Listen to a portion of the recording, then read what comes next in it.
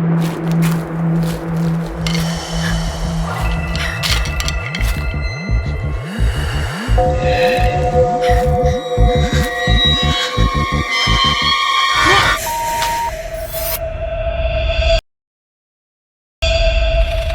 everyone, hope you all are well and enjoying the festive season. Tonight's story is about another person who dared to cross the infamous haunted Whispering Hollow Road on Christmas Eve. What happened that night will make you think twice before taking a dare, especially when it involves a road with such a dark history.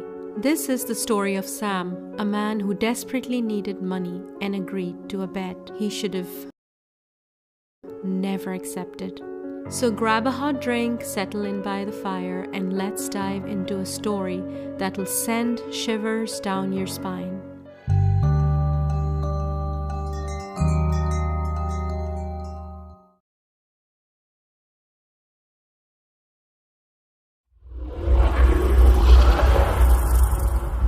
It was Christmas Eve and Sam sat in his car, parked under a street light in his neighborhood.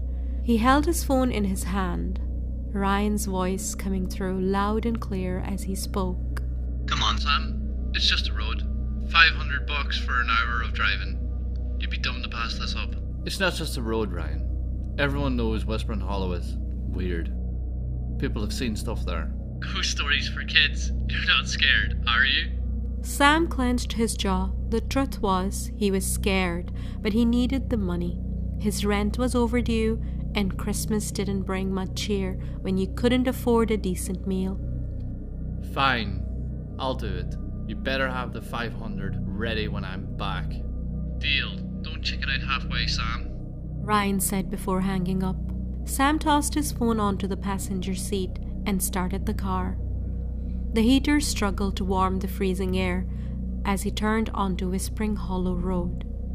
The streetlights ended abruptly, leaving only his car's weak headlights to cut through the darkness. The road was lined up with tall, skeletal trees. The branches above formed a canopy, blocking out the stars and moon. Snowflakes drifted lazily down, covering the road in a thin, slippery layer. A few miles into the drive, Sam started to relax. The road, despite its reputation, seemed normal. Just a long, empty road bordered by trees. The occasional gust of wind rattled the bare branches above, but nothing about the place felt particularly eerie. "This isn't too bad," he muttered to himself, keeping his eyes on the narrow road ahead. Sure, it was dark and quiet, but it was just a road. As the minutes ticked by, though the drive began to feel monotonous, the trees all looked the same, and the road seemed to stretch endlessly into the night. The only sound was the hum of his car engine and the occasional crunch of snow under the tires. That's when he saw a young girl standing on the side of the road. She wore a pale dress, far too thin for the freezing cold, and her shoulders shook as though she was crying.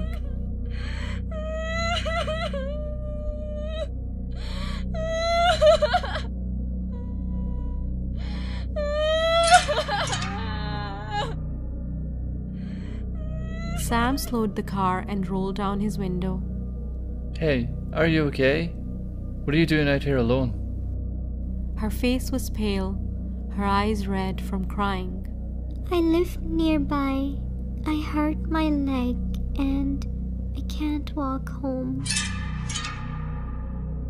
Sam hesitated, glancing at the empty road ahead. All right, get in. I'll give you a ride.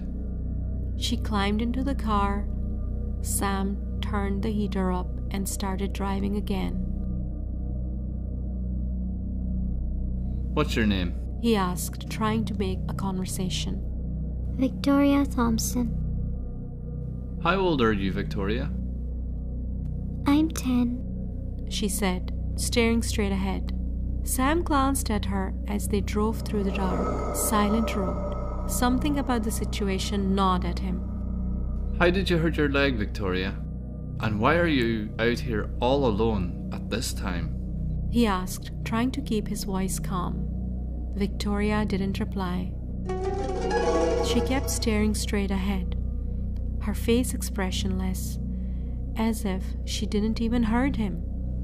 Sam shifted uncomfortably in his seat. The silence felt heavier now, but he decided not to push her. Maybe she was too upset or scared to talk, he thought, and he focused back on the road. They drove in silence for a while. The hum of the heater was the only sound. Sam couldn't shake the feeling that there was something strange about her, something he couldn't quite put his finger on. Her dress looked old, almost like something from a costume, and her pale hands rested stiffly in her lap, unmoving.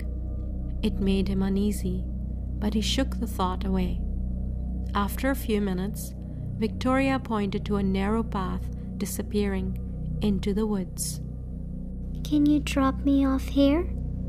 My house is just down the road. Are you sure? It's really dark. I can walk down with you. No. She said, quickly, almost too quickly. It's fine. You don't need to. My house is just a little way down the path. Sam hesitated, her sudden urgency catching him off guard. Are you sure? He asked again, glancing at the shadowy trail ahead. Yes. Thank you for the ride. Reluctantly, Sam nodded and watched as she opened the car door, stepping into the snow. She limped towards the dark trail without looking back, quickly disappearing into the shadows of the trees.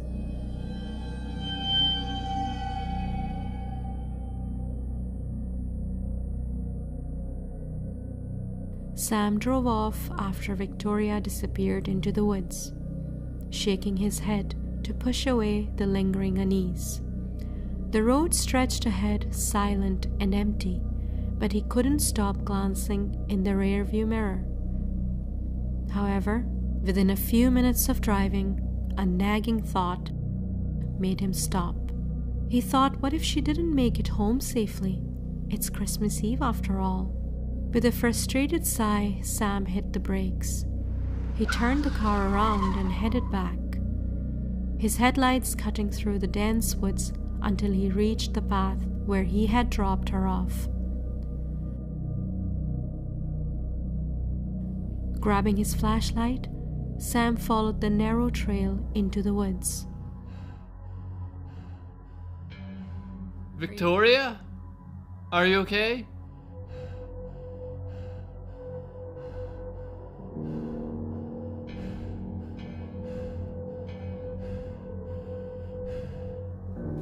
Victoria?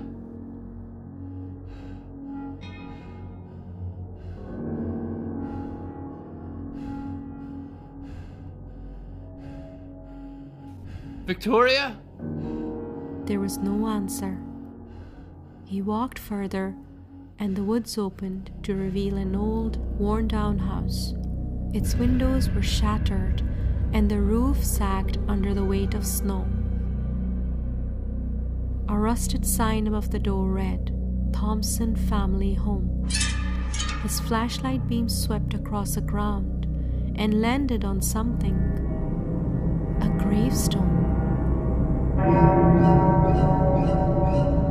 Victoria Thompson, 1965 to 1975. How could she have been in the car if she died almost 50 years ago? He bolted back in his car, jumped in, and slammed the door shut. The engine roared to life, and he sped down the road.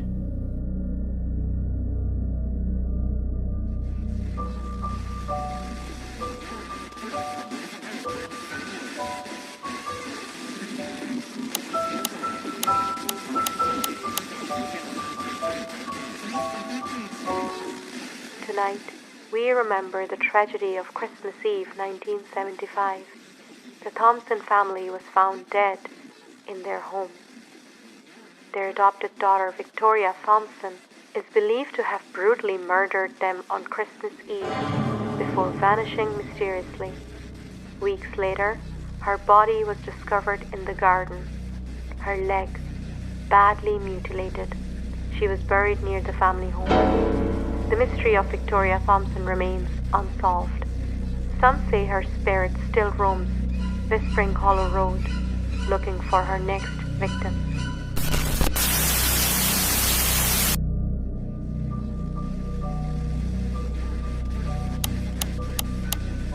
Stupid radio. Why is it not turning off?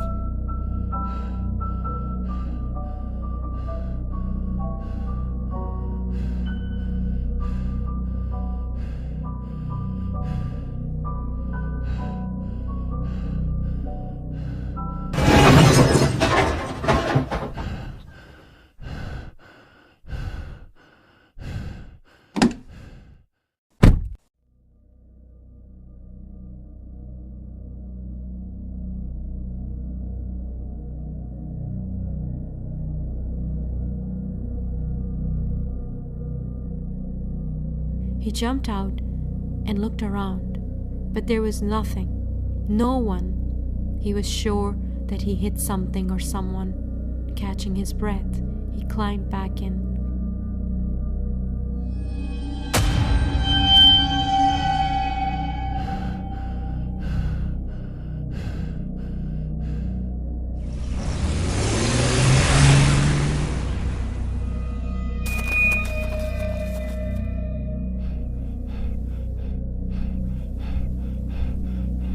What's happening to me?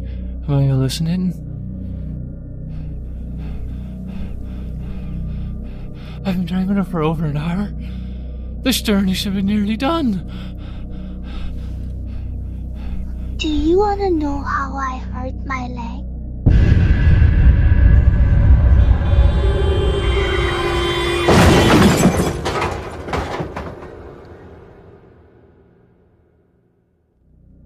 When authorities found the vehicle the next morning, the driver's seat was empty.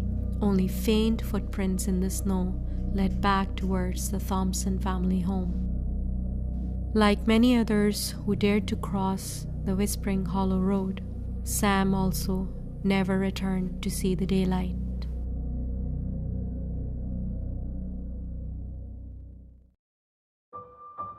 Hi guys, hope you enjoyed the story. If you like it, please share with your family and friends. And I'll see you again with another creepy story. Until then, bye!